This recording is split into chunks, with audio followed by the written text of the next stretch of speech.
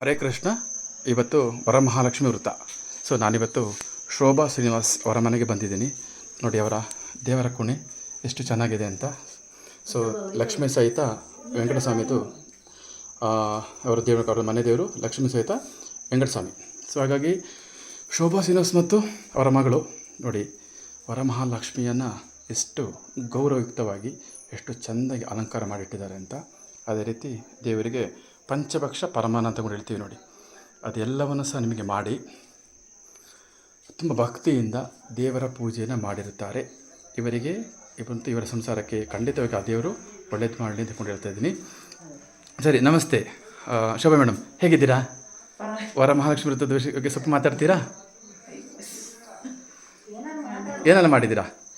ನಾವು ದೇವರಿಗೆ ಇಷ್ಟವಾದಂಥ ಪುಳಿಯೋಗರೆ, ಮತ್ತೆ ಮೊಸರನ್ನ, ಮತ್ತೆ ಪಾಯಸ, ರವೆ ಉಂಡೆ ದೇವರಿಗೆ ಇಷ್ಟವಾದದ್ದು ಮಾಡಿದ್ದೀವಿ. ದೇವರು ನಮ್ಮ ಕೋರಿಕೆಗಳನ್ನು ಈಡೇರಿಸ್ಬೇಕಂತ ಹೇಳಿ. ಮಗಳು ಪೂಜೆ ಮಾಡಿದಾ?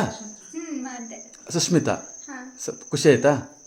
ನಿಮಗೆ ಗೊತ್ತಿರೋ ಮಂತಲ್ಲಿ ಪೂಜೆ ಮಾಡಿದ್ದೀರಾ? ಭಟ್ರು ಇದ್ರಾ? ಇಲ್ಲ, ನೀವೇ ಮಾಡಿದ್ರಲ್ಲ. ಯಾಕೆಂದರೆ ಮಕ್ಕಳೇ ದೇವರಿಗೆ ಪೂಜೆ ಮಾಡಿದರೆ ದೇವರಿಗೆ ಸಲ್ಲುತ್ತೆ ಅಂತ. ಸೊ ಹಾಗಾಗಿ ಮುತ್ತೈದರಿಗೆ ನೀವು ಇದು ಕೊಡಬೇಕಲ್ಲ, ಅರಿಶಿಣ ಮತ್ತು ಕುಂಕುಮನ ಕೊಡಬೇಕಲ್ಲ, ಅದು ಕೊಟ್ರಾ?